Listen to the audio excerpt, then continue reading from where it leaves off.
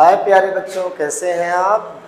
ध्यान दीजिए, आप लोगों को मैं पोषण, श्वसन और परिवहन पाठ पढ़ा चुका हूं। आज मैं इन तीनों पाठों से वेरी मोस्ट इम्पॉर्टेंट अच्छे क्वेश्चन लेकर आया हूं जो बोर्ड के एग्जाम में बहुत आते हैं। तो आइए जानते हैं कि ये कौन कौन से क्वेश्चन हैं जो आपके लिए बहुत इम्पॉर्टेंट हैं। तो पहला क्वेश्चन है, मानव शरीर की सबसे बड़ी ग्रंथि का क्या नाम है। प्यारे बच्चों, बहुत बार पूछा जाता है कि मानव शरीर की सबसे बड़ी ग्रंथि का क्या नाम है। तो हम लोग आइए जानते हैं कि मानव शरीर की सबसे बड़ी ग्रंथि का क्या नाम है।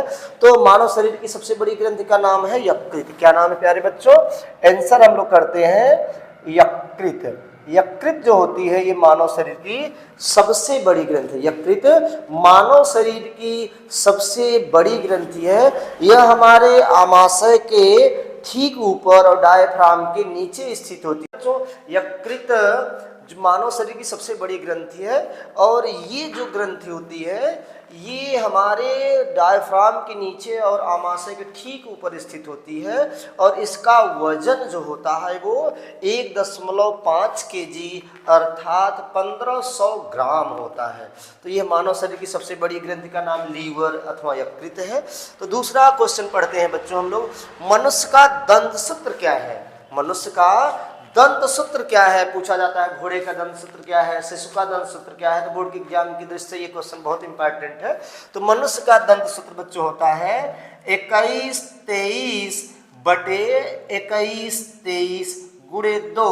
प्यारे बच्चों, मनुष्य का जो दंत सूत्र होता है 21-23/21-23 होता है। इस प्रकार से आप समझ गए होंगे कि मनुष्य का दंत सूत्र है 21-23/21-23। अगला क्वेश्चन है बच्चों तीसरा, मनुष्य में लार ग्रंथियों की संख्या कितनी जोड़ी होती है? 2 जोड़ी होती है, 3 जोड़ी होती है, 4 जोड़ी होती है या 5 जोड़ी होती है।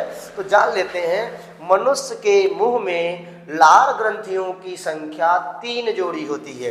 कितनी जोड़ी होती है? 3 जोड़ी होती। मनुष्य के मुख में 3 जोड़ी लार ग्रंथि पाई जाती है। बच्चों, सबसे जो ऊपर होता है हम लोग उसको अधोकर्ण ग्रंथियां कहते हैं, जिसको हम लोग पैरोटिक ग्रंथियों के भी नाम जानते हैं। जो है पैरोटिक ग्रंथि, अधोहन ग्रंथि और अधोजीवा ग्रंथि, यही 3 ग्रंथियां मनुष्य के मुख में पाई जाती हैं। इस प्रकार से मनुष्य के मुख में लार ग्रंथियों की संख्या 3 जोड़ी होती है। पित्त का निर्माण कहाँ होता है? बच्चों, पित्तरस का निर्माण कहाँ होता है? तो पित्तरस का निर्माण कंफ्यूजन होता है कि आमाशय में होता है कि अग्न्याशय में होता है कि यकृत में होता है कि पित्ताशय में होता है। तो बच्चे कंफ्यूज होकर पित्ताशय लगा देते हैं, जबकि ये पित्ताशय में एकत्रित होता है। पित्तरस का निर्माण यकृत में होता है। पित्तरस का निर्माण यकृत यानी लीवर में होता है। बच्चों, ये बहुत ही इंपॉर्टेंट क्वेश्चन है। बच्चे कंफ्यूज होते हैं और लगा देते हैं कि पित्त का निर्माण पित्ताशय में होता है, जबकि वो रॉन्ग आंसर है। सही आंसर है पित्त का निर्माण यकृत में होता है। अगला 5वां क्वेश्चन है बच्चों, जठर रस का निर्माण कहाँ होता है? जठर रस का निर्माण कहाँ होता है? अग्न्याशय में होता है, यकृत में होता है, छोटी आंत में होता है कि देखते हैं आमाशय में होता है। तो बच्चों, ये जठर ग्रंथियां मनुष्य के आमाशय में पाई जाती हैं। लाखों की संख्या में ये आमाशय है और इसमें लाखों की संख्या में आमाशय की दीवारों में जठर ग्रंथियां पाई जाती हैं। तो आप लोग देखेंगे जठर ग्रंथियां आमाशय में पाई जाती हैं। जठर रस कहाँ से निकलेगा? जठर ग्रंथियां कहाँ पाई जाती हैं? तो आमाशय से पाई जाती हैं। आमाशय के जठर ग्रंथियों से जठर रस निकलता है। तो इस प्रकार से आमाशय की दीवारों में जठर ग्रंथियां हैं, वहां से जठर रस निकलता है। छठा क्वेश्चन है, कौन सी क्रिया वायु प्रदूषण को कम करती है? बच्चों, कौन सी क्रिया वायु प्रदूषण को कम करती है? मनुष्य की जितनी भी क्रियाएं हैं, जितने भी मनुष्य के क्रियाकलाप हैं, सबसे वायु प्रदूषण बढ़ता है। और हम लोग देखते हैं पेड़ पौधों की जो भी क्रियाएं हैं, सबसे जितनी भी क्रियाकलाप हैं सबसे वायु प्रदूषण बढ़ता है तो हम लोग देख लेते हैं कि कौन सी ऐसी क्रिया है जिससे वायु प्रदूषण घटता है। यानी वायु में कार्बन डाइऑक्साइड की मात्रा बढ़ेगी तो वायु प्रदूषण होगा, अगर कार्बन डाइऑक्साइड की मात्रा घटेगी तो वायु प्रदूषण कम होगा। तो पेड़ पौधे प्रकाश संश्लेषण क्रिया करते हैं जिससे वायु प्रदूषण कम हो जाता है। प्यारे बच्चों, तो प्रकाश संश्लेषण की क्रिया में, प्रकाश संश्लेषण की क्रिया में वायु प्रदूषण कम हो जाता है। यानी प्रकाश संश्लेषण वह क्रिया है जिसमें वायु प्रदूषण कम होता है। प्यारे बच्चों, आप लोग महत्वपूर्ण जो प्रश्न देख रहे हैं उसमें अगला प्रश्न है प्रोटीन को पचाने वाले एंजाइम का नाम लिखिए। बोर्ड के एग्जाम में आता है प्रोटीन को पचाने वाले एंजाइम का नाम लिखिए। तो आप लोग ध्यान दीजिएगा कि प्रोटीन को पचाने वाले एक एंजाइम को इसे बताना रहता है, लेकिन आप लोग 2, 3, 4 जान लीजिए एंजाइम का नाम जो प्रोटीन को पचाते हैं। पहला एंजाइम का नाम है बच्चों जैसे रेनिन। ये रेनिन दूध के प्रोटीन को पचाता है। अब आप फल और दाल के प्रोटीन को पचाने वाले एंजाइम का नाम जान लीजिए, पेप्सिन। पेप्सिन भी प्रोटीन को पचाने वाला एंजाइम है। फिर तीसरा एंजाइम है ट्रिप्सिन। ट्रिप्सिन भी प्रोटीन को पचाने वाला एंजाइम है। चौथा एंजाइम है प्रोटीएज। प्रोटीएज, तो ये बच्चों चाहे प्रोटीएज हो, चाहे ट्रिप्सिन हो, चाहे पेप्सिन हो, चाहे रेनिन हो, ये प्रोटीन को पचाने वाला एंजाइम है। इसमें से आपको जो सरल लगे 2 याद कर लीजिए, पेप्सिन और ट्रिप्सिन ये प्रोटीन को पचाने वाले एंजाइम है। अगला क्वेश्चन है एमाइलेज किसका पाचन करता है। जो एमाइलेज नामक एंजाइम है ये ग्लूकोज का पाचन करता है, कि प्रोटीन का पाचन करता है, कि वसा का पाचन करता है, किसका पाचन करता है। तो एमाइलेज ग्लूकोज यानी कार्बोहाइड्रेट का पाचन करता है। कार्बोहाइड्रेट का पाचन ये एमाइलेज करता है, यानी ग्लूकोज को पचाने वाले एंजाइम का नाम है एमाइलेज। अगला क्वेश्चन है बच्चों रसांकुर कहाँ पाए जाते हैं। आज जानते हैं रसांकुर को इंग्लिश में विली कहते हैं, और ये विली यानी रसांकुर कहाँ पाए जाते हैं। छोटी आंत की दीवारों में ऐसे अंगुली जैसी संरचना होती है। छोटी आंत जो हम लोगों को होती है उसकी दीवारों में अंगुली जैसी संरचनाएं होती हैं, इन्हीं को रसांकुर कहते हैं। यानी आप समझ गए होंगे कि छोटी आंत की दीवार में रसांकुर पाए जाते हैं। तो इसका आंसर होगा छोटी आंत। छोटी आंत की दीवारों में रसांकुर पाए जाते हैं जो भोजन से ऊर्जा को अवशोषित करने का काम करते हैं। हीमोग्लोबिन किस क्रिया में महत्वपूर्ण भूमिका निभाता है। तो आइए जानते हैं जो हीमोग्लोबिन होता है ये किस क्रिया में महत्वपूर्ण भूमिका निभाता है। यदि हीमोग्लोबिन हमारे शरीर में नहीं होगा तो कौन सी क्रिया अवरुद्ध हो जाएगी। तो आप जानते हैं कि हीमोग्लोबिन ऑक्सीजन को ले जाता है और कार्बन डाइऑक्साइड को ले आता है। इस प्रकार से हीमोग्लोबिन श्वसन क्रिया में महत्वपूर्ण भूमिका निभाता है। तो हीमोग्लोबिन किस क्रिया में महत्वपूर्ण भूमिका निभाता है। तो श्वसन क्रिया में हीमोग्लोबिन महत्वपूर्ण भूमिका निभाता है। बच्चों ऊर्जा की मुद्रा किसे कहते हैं। जैसे हमारे यहाँ पैसा, रुपया, नोट 10 की, 20 की, 100, 50 की, ये हमारी मुद्राएं हैं ना। वैसे ही हमारे शरीर में जो ऊर्जा होता है उसकी मुद्रा कौन है। तो बच्चों एटीपी को ऊर्जा की मुद्रा कहते हैं। एडिनोसिन ट्राइफॉस्फेट एटीपी को ऊर्जा की मुद्रा कहा जाता है। एटीपी जो है ये हमारे माइटोकॉन्ड्रिया के अंदर संचित रहता है, एकत्रित रहता है, और एडीपी के रूप में टूटकर यही हमारे शरीर को ऊर्जा देता है। तो इसीलिए एटीपी को ऊर्जा की मुद्रा कहते हैं, एडिनोसिन ट्राइफॉस्फेट यानी एटीपी। तो प्यारे बच्चों अगला क्वेश्चन है फेफड़े का मूल सामर्थ्य कितना होता है। वास्तव में फेफड़े का मूल सामर्थ्य होता है 600 मिलीमीटर।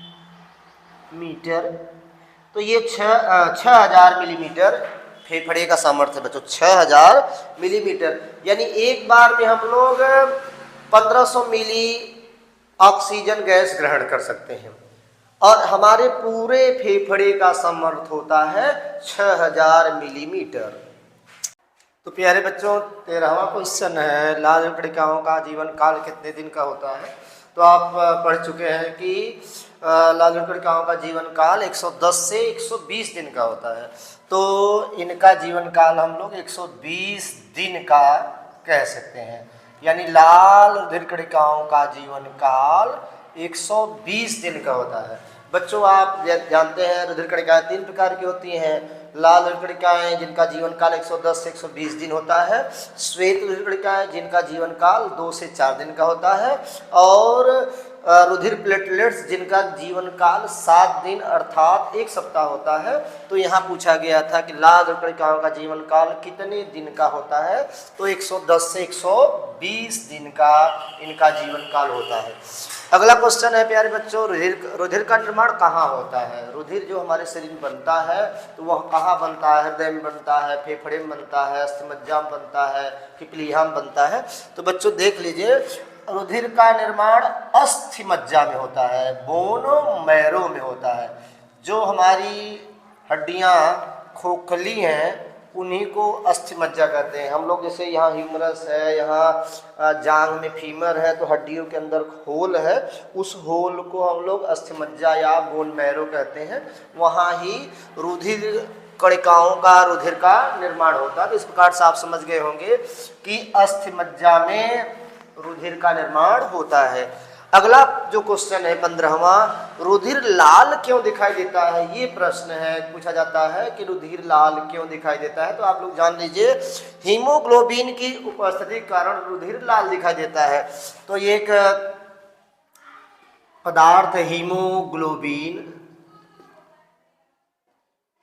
इसी हीमोग्लोबिन की उपस्थिति के कारण आपका हमारा रुधिर लाल दिखाई देता है। तो प्यारे बच्चों अगला क्वेश्चन है 16वां, मनुष्य के हृदय में कितने वेश्म होते हैं? मनुष्य के हृदय में कितने वेश्म होते हैं? ये कमेंट बॉक्स में आप लिखकर बताएं। अगला क्वेश्चन है 17वां, एक स्वस्थ मनुष्य का हृदय 1 मिनट में कितनी बार धड़कता है? एक स्वस्थ मनुष्य का हृदय 72 से 75 बार धड़कता है। 1 मिनट में एक स्वस्थ मनुष्य का हृदय 72 से 75 बार धड़कता है।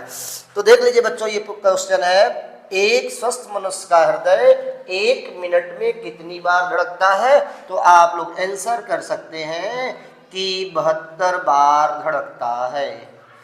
तो अगला क्वेश्चन है बच्चों, रुधिर दाब किस यंत्र से नापा जाता है? 2024 के बोर्ड के एग्जाम में आया कि रुधिर दाब किस यंत्र से मापा जाता है। तो आप डॉक्टर के पास जाते हैं ब्लड प्रेशर नपवाने, तो एक मशीन लगाता है हाथ में, उसको कहते हैं बच्चों स्फैग्मो, मैनोमीटर। स्फैग्मो मैनोमीटर से रुधिर दाब मापा जाता है। अगला क्वेश्चन बच्चों 19वां है, शुद्ध रुधिर शुद्ध होने के लिए कहाँ जाता है? हम लोगों के शरीर में जब रुधिर बहता हुआ कोशिकाओं में पहुंच जाता है, वहाँ ग्लूकोज जलता है, कार्बन डाइऑक्साइड बनता है। जब कार्बन डाइऑक्साइड रुधिर मिलता है तो उसको अशुद्ध रुधिर कहते हैं। वही अशुद्ध रुधिर शिराओं से होता हुआ हृदय में आ जाता है। हृदय जब उनको पंप करता है तो रुधिर शुद्ध होने के लिए फेफड़ों में जाता है। रुधिर शुद्ध होने के लिए कहाँ जाता है? तो आपका आंसर है, शुद्ध होने के लिए रुधिर फेफड़ों में यानी लंग्स में जाता है। अगला क्वेश्चन है बच्चों, रुधिर परिसंचरण की खोज किसने किया? किसने कहा कि रुधिर हृदय और वाहिनियों से होता हुआ पूरे शरीर का चक्कर लगाता है? तो उनका नाम है विलियम हार्वे। William Harvey